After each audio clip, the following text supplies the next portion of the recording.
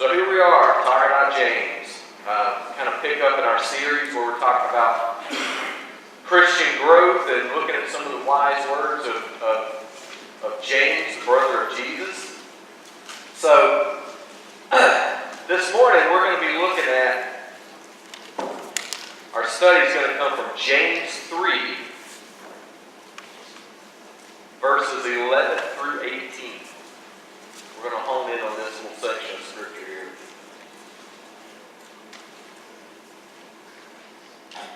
So verse 11 says, "Does a spring send forth fresh water and bitter from the same opening?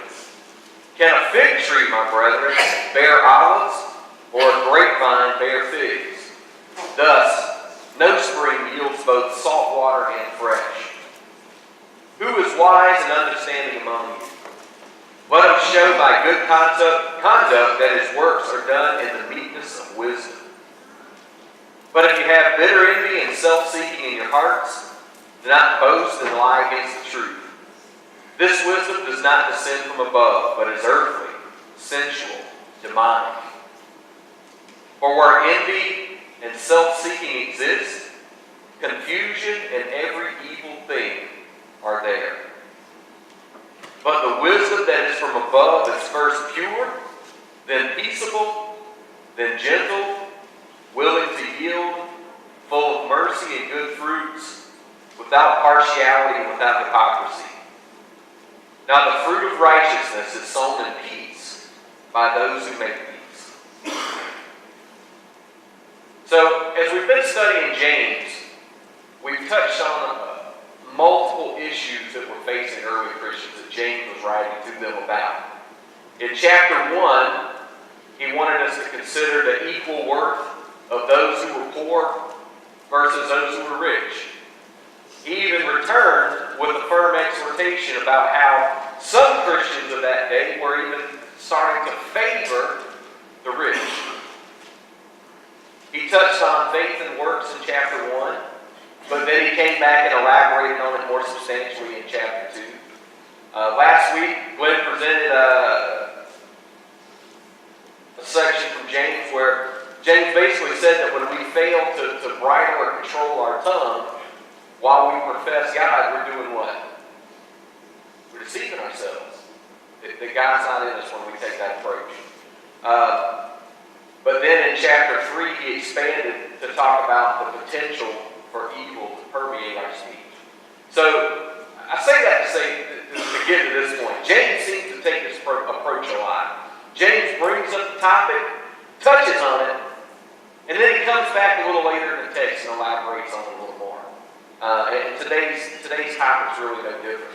So like the other themes that I just mentioned, James first mentions wisdom back in chapter 1 in verse 5, where he said, "If any of you lacks wisdom, let him ask it of God, who gives to all liberally and without reproach, and it will be given to him."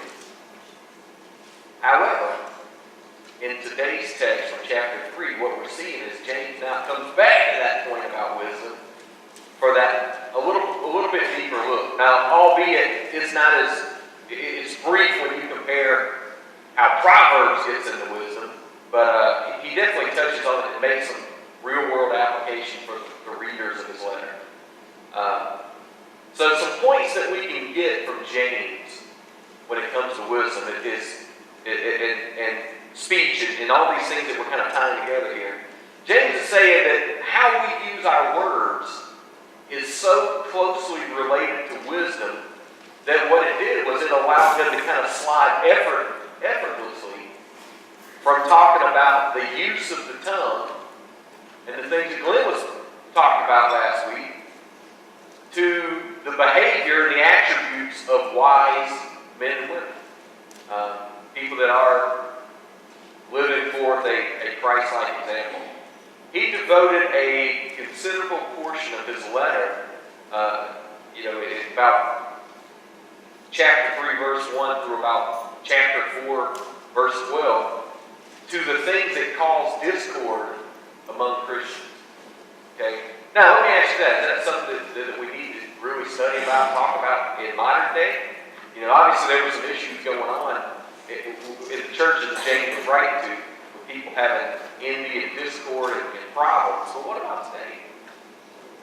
Oh man, it still exists. Unfortunately, it still exists. Whenever you got people involved, you're going to have issues. I mean, it's just the, not to sound cliche, but that's human nature, right? We're fallible people. People were James was writing to, he basically said they were being double-minded.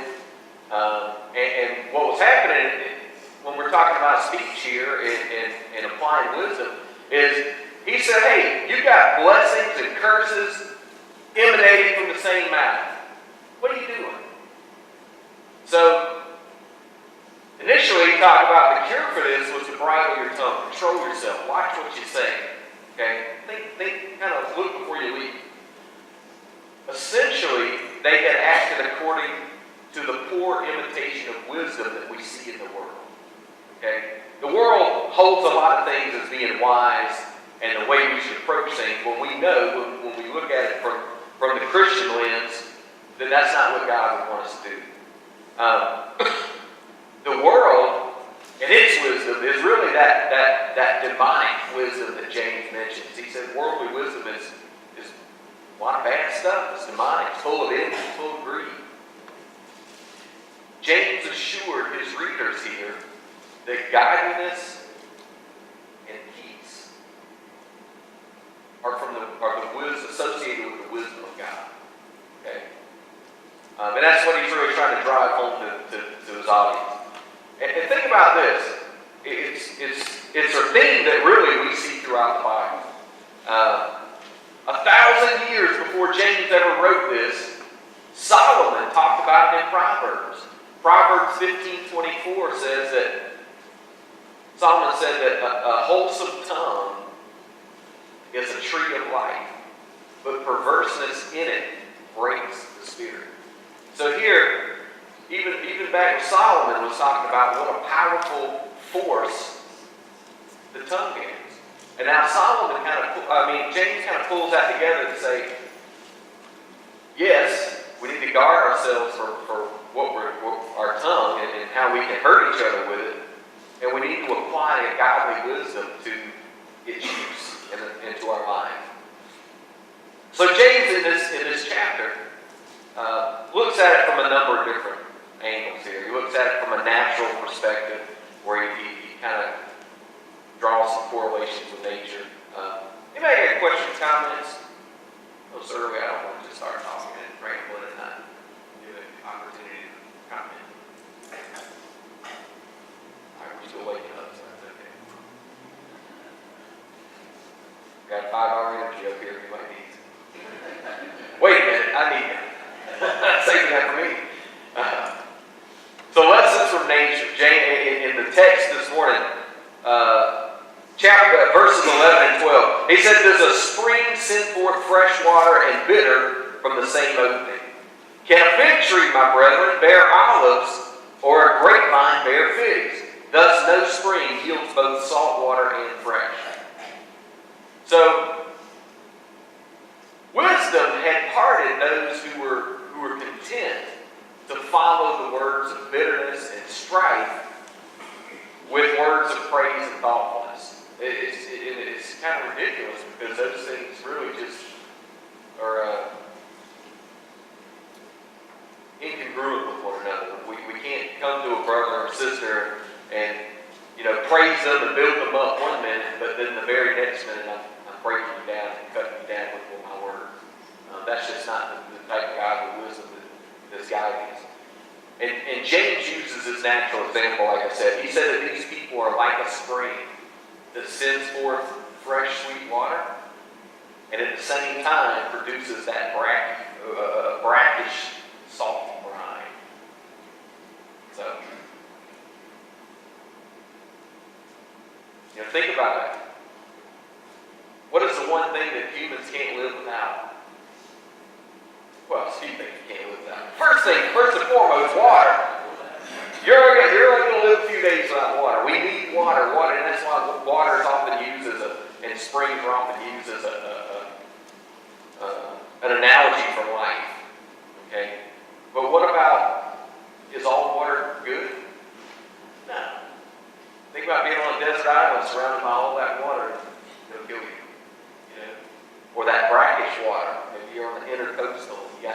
mixture. It may look good, but still not good for you. It's going to make you sick.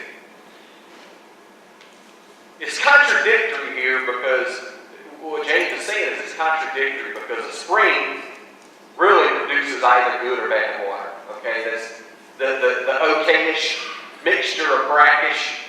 That's not going to do us any good. We need that clean, fresh, pure water of life, or we got something we can't use. And that's what he's driving at here. And it's equally contradictory. Like I said, when we speak kindly to a brother or sister one moment, and then we're angry with them and cut them down the next moment. It's just two concepts that can't go together.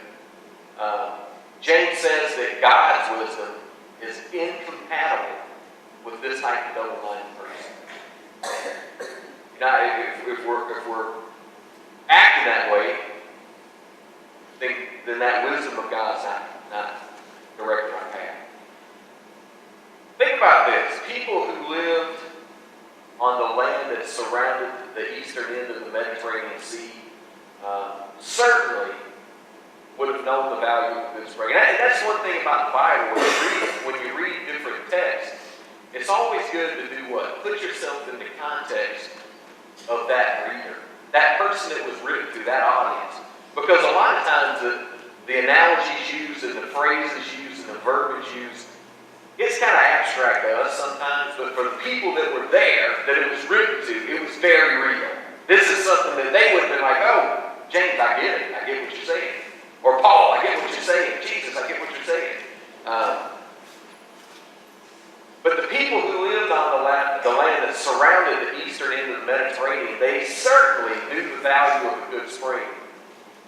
Folks that lived near the coast were acquainted with springs. That what happened is when they had plenty of rainfall and the rain was abundant, the spring would produce good water because the water table would come up. Okay, but the same spring might yield brackish water, that's yellowish, nasty, brinish, salty, kind of undrinkable water, when rain was scarce and the water table got low. And here's the thing, folks knew that once that spring started getting salty, started getting brackish, it was no good to you anymore. Okay? No good. Can't draw water from it. Can't use it for anything. So these types of waters were incompatible and unlikely. And here's kind of a side of that. Did they come at the same time? No, they came under two different, completely set of circumstances. They were sort of mutually exclusive. The same way that the blessings and curses can come from the mouths of those who profess Christ. No wisdom, not godly wisdom anyway, was evident from this kind of behavior, from being this way. To underscore this point, James used a second figure of speech. Like the first, it was drawn from the everyday lives of people that were living in the Near East. Picking olives from a fig tree wouldn't be difficult. It was what? It was outright absurd. Okay, you're just not going to get it. A fig tree produces figs, an olive tree olives, a grapevine grapes, etc., etc. So you're not going to get one from the other. Just like you're not going to get good things when we're applying earthly wisdom and earthly ways to our interactions with our brethren. What the Lord's brother was trying to do here was make the same point that Jesus himself made. In Matthew 7:17, Jesus said that even so, every good tree bears good fruit, but a bad tree bears what? Bad fruit. And then he added later in 12:34, he said, for out of the abundance of the heart, the mouth speaks. So James again summarized his clear point here that no spring can yield salt water and fresh water. A person that goes through life and goes through their interactions with their brethren who slash and slander with their mouth, well, they're going to certainly hurt that relationship with that brother or sister. But here's the unfortunate added bonus to that.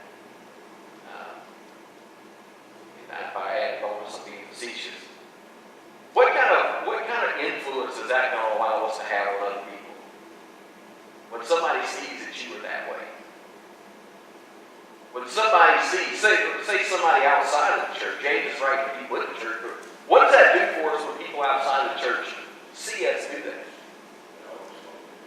Always. Always. Because they're looking for every little thing to discredit you already.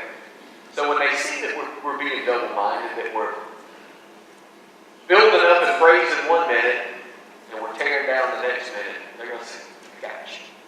You're a hypocrite. It's not going to convince our peers or people we interact with that we're a selfless and kind person, a Christ-like person.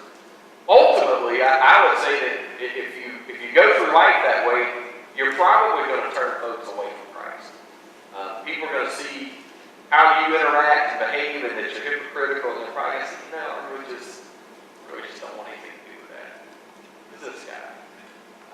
That's a very real concern that we need to think about. Questions, comments?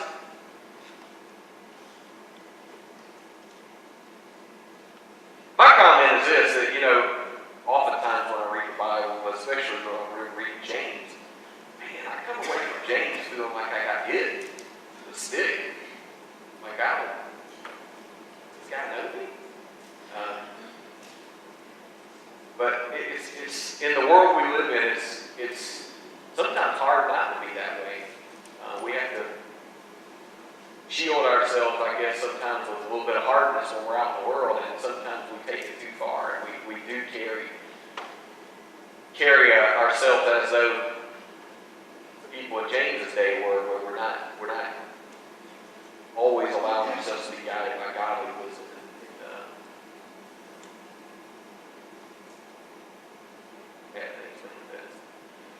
So James moves on to contrast this earthly and heavenly wisdom.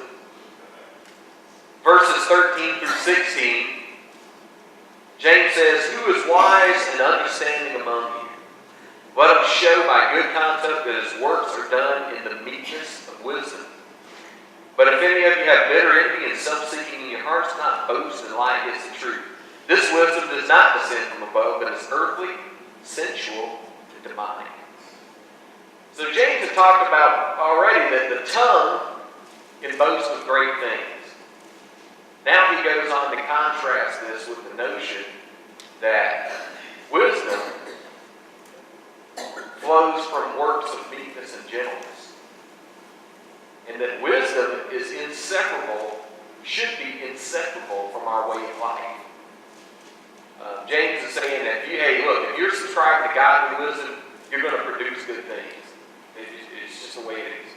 But the earthly wisdom is going to lead us down a path where we're causing strife, we're causing division. Wisdom, as James is saying again, is inseparable from our way of life. Wisdom, godly wisdom that is going to equal goodness. But again, it's a particular kind of goodness. The wise person doesn't make a self-conscious effort to impress superiority onto others. He or she is good because our heart is good. The good tree is going to produce what? Good fruit. Having that good heart, that heart that sees godly wisdom, is going to let you be that good tree. Okay? The wisdom that James is talking about here has an inherent meekness to it. Now, that can be a touchy subject, because in the ancient world, and even today, we tend to admire a person who's quick. They got a quick report. Someone is clever. They often seem like they're in control. They're on it. Okay? In neither the ancient or modern world does meekness typically garner admiration, does it? What do you think about this? What do people think of when you think of a meek person? Weak.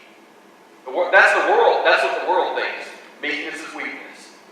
Okay, now we know it's not so much, but how do you think that affects Christians day to day?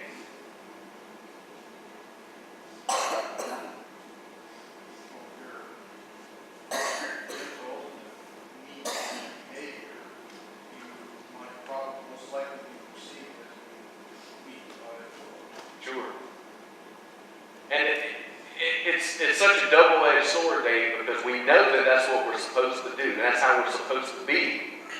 But what often happens when we do exhibit meekness? We get abused. We get attacked. Sometimes it's a tough sell. It might have been a tough sell in James's day to say, you gotta carry the spirit of meekness. Wait. I would go to make a step further that it's a battle in the sense that in every other aspect of our lives, we're getting pressure to be the exact opposite. Right? Yeah. If you think about at work, a lot of times you're rewarded for being Aggressive. aggressive or whatever the word is. School, sports, every other area, it seems to be the exact opposite. Yet that's how we're supposed to behave and then trust that we can still be successful in those other endeavors when we do what God said. Absolutely.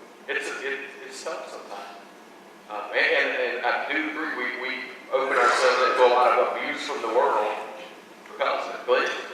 Whenever I'm thinking about individuals that I've come across in my life that I would categorize as weak, I don't always think of them as I guess in my mind, this is weak, I always picture somebody kind of frail or whatever, but a lot of folks that I've come across that are naturally quiet. You don't hear much from them. They come, they do their thing, they kind of do themselves, and then they go away. And that's something that, as he talks about, as James talks about the good behavior, you have bitter jealousy and selfish ambition in your heart. So when you think about that person, they do kind of stand out, but they always stand out to you after the fact. This is a person that they were here to help. You never heard of them. You never really saw them. They didn't stand up. They didn't draw attention to themselves. They just came and did. So you're able to pull a lesson later. So at this point, you're always rewarding. The world always rewards, aggressiveness. That's the only word I can use. Absolutely.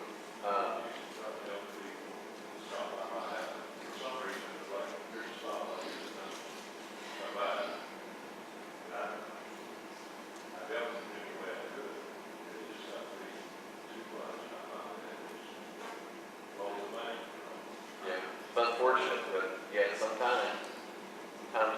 sometimes people will mistake weakness or weaknesses and try to abuse you. Absolutely. I've even heard people say that meekness is gentleness. Meekness and gentleness is power that you've got harnessed. It's under control. And I think that's a good way to put it, because it shouldn't mean that we're weak. Yeah, Jesus, Sure. Absolutely.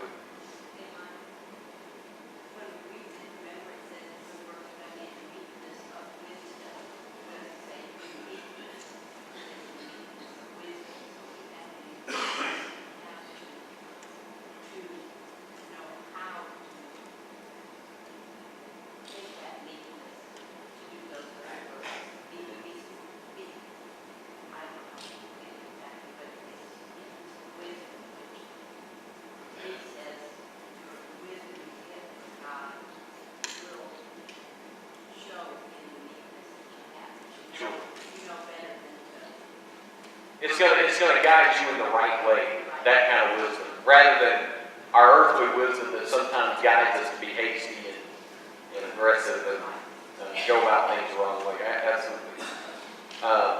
At any rate, the meekness of wisdom that James speaks of is one that is gentle. It is one that is helpful towards the needy. It is abounding in kindness. It's to be wise in our interactions with others and in our way of life. I think that speaks to your point, Lord. Were the early Christians that James was writing to necessarily exercising this sort of weakness? Here I go. Wisdom and meekness? Obviously not, because James is writing a letter, right? He included this. Think about this. If our overarching theme here is Christian growth, James was addressing issues in the early church that were dividing them and hindering their growth. There were rivalries in the early church. Some even extending from those who were, competing for following, if you will, based on a recognition of superiority. Letters of the New Testament show us that, obviously, folks that were teaching and prophesying and admonishing, all of these things that were going to put one in the public eye, they were highly esteemed, right? So was there sometimes infighting and competition even among the teachers that would fit the bill for this type of self-seeking and bitter envy? The rivalries, that James wrote about. Yeah, there were people that were, that competitive edge. They were trying to out-edge the next person and be held in higher esteem. Paul talked about it a lot. So, it was a problem then, it's a problem now. And anytime you got people involved, it's probably a problem, which is why we need to continually come back to God's Word and the writings of guys like James to steer us in the right way. The self-serving wisdom that the world offers does produce jealousy and strife. That kind of wisdom, like James said, is not from above. It is, in fact, that earthly, sensual, and even demonic wisdom that he talks about. Really, what it is, it's clever behavior masquerading as wisdom. And that's what the devil wants us to do.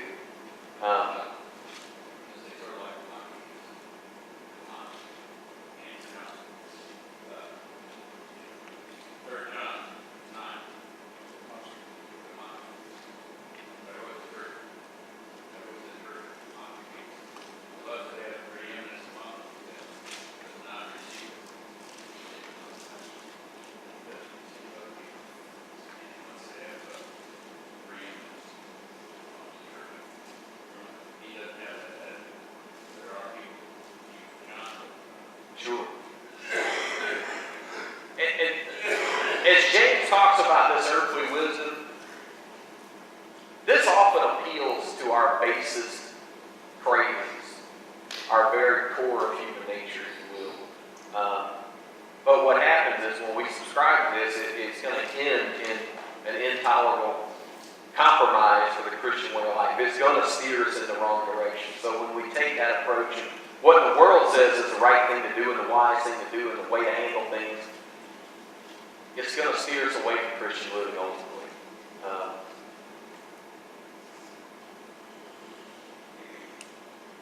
What I see here is it's as though James is saying, hey, look around, folks. The source of every evil is found in jealousy and self-seeking ambition. Trying to one-up your brother, trying to get ahead, trying to serve self. That's where evil permeates from. When one Christian seeks recognition at the expense of another, what we're going to have is discord. It's going to prevail. Instability in the churches addressed by James was the outcome of a steady diet that was filled with spiritually unhealthy competition. Okay? It was dividing them. Questions, comments? Tough crowd this morning. Brother William. Sure.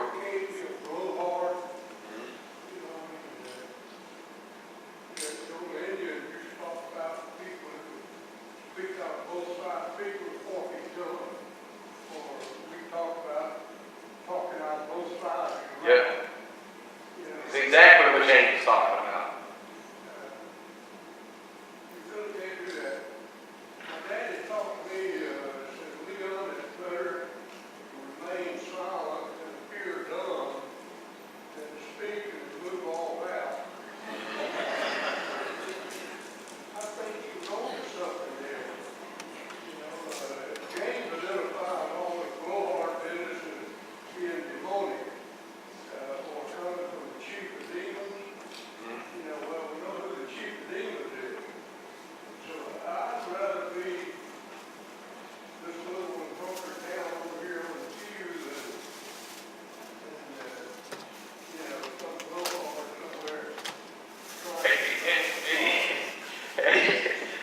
to be able to look at this with the mirror.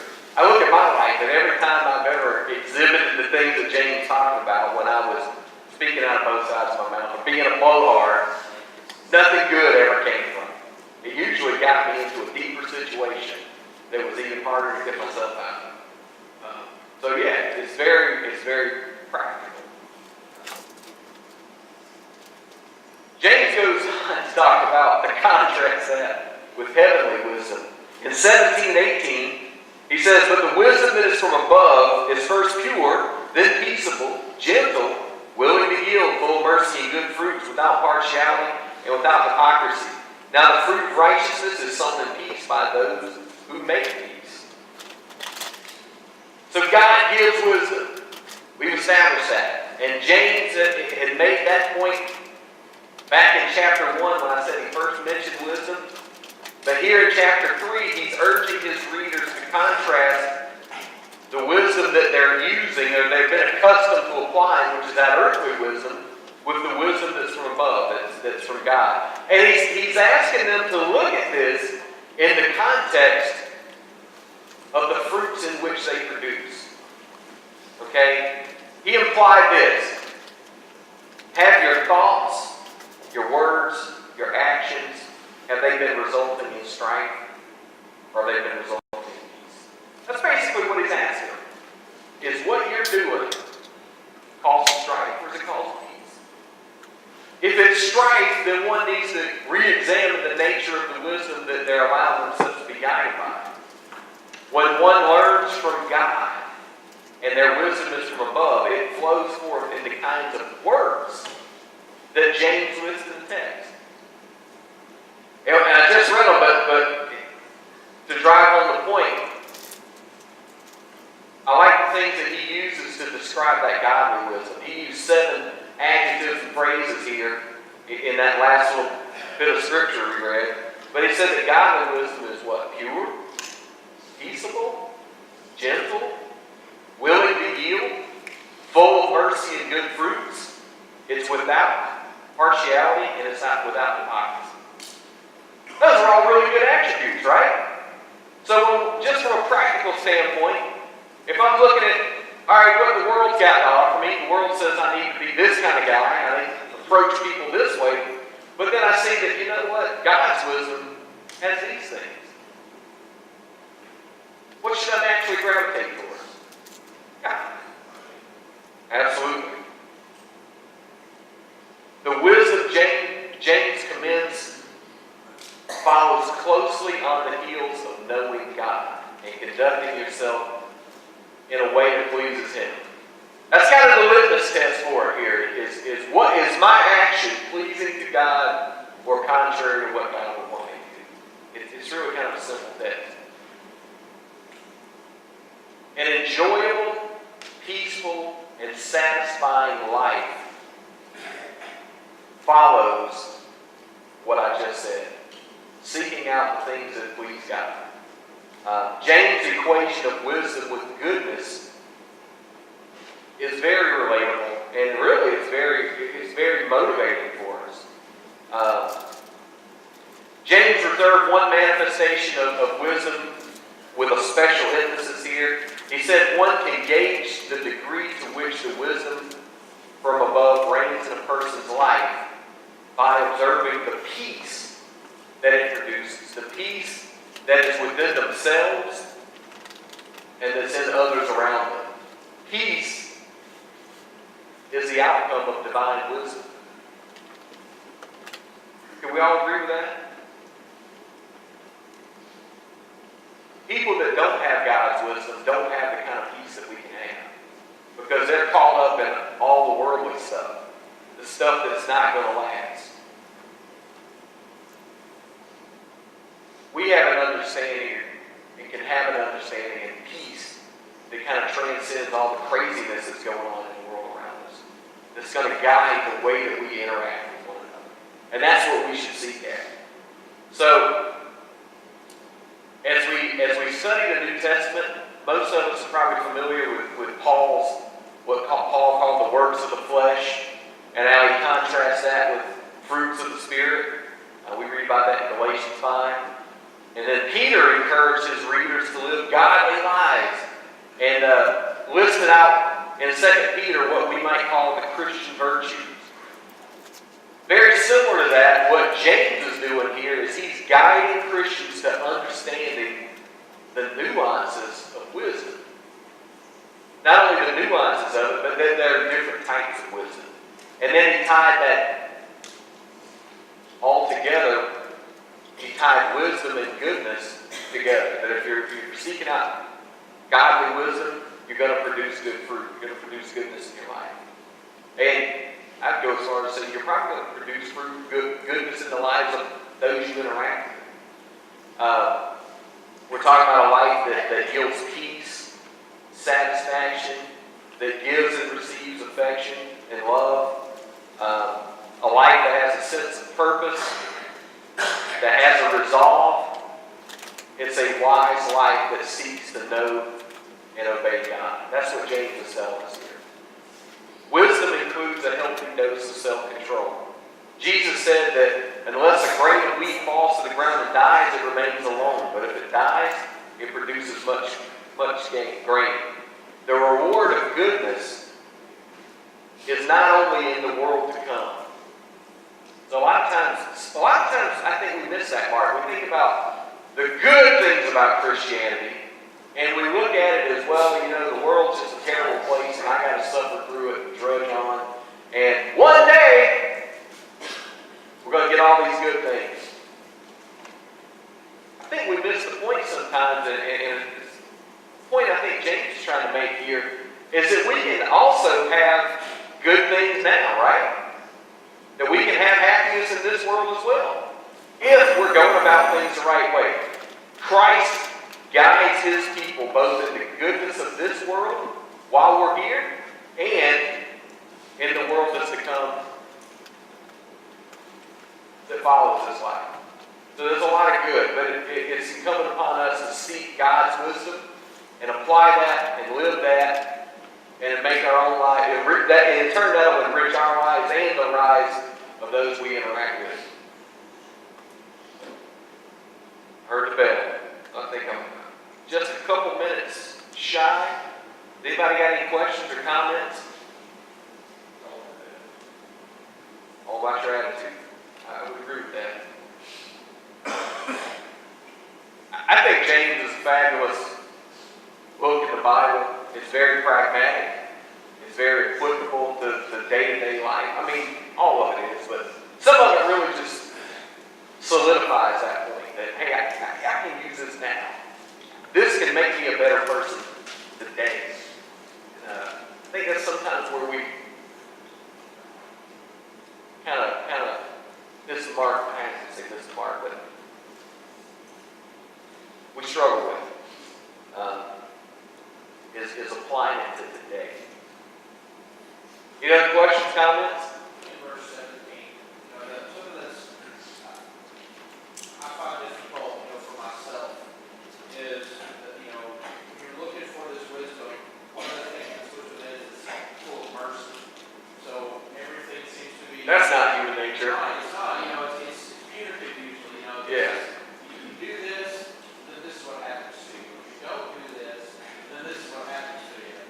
And this is people always just give the mercy. Yeah. It's given to us all the time. We sin our whole lives, and the mercy is extended to us. But, for those around us, we don't always extend the mercy. And it's kind of interesting the way when you put it in the context of the mercy that we can give is so infantile to the mercy that God gives. But we still struggle with it. That's a very good point. Mercy is a tough thing. The worldly wisdom tells you no mercy. Be aggressive. Don't be forgiving. Right. No matter what you got to do to get there. I'm over. But God's wisdom is going to steer us in a little bit different path. A lot different path. That's a great point. Anybody else? Well, I guess you could get a couple extra minutes to fellowship before 8, because I'm a couple minutes shy of the second bell. But thanks for your time and attentiveness this morning. So, always good to study with you guys.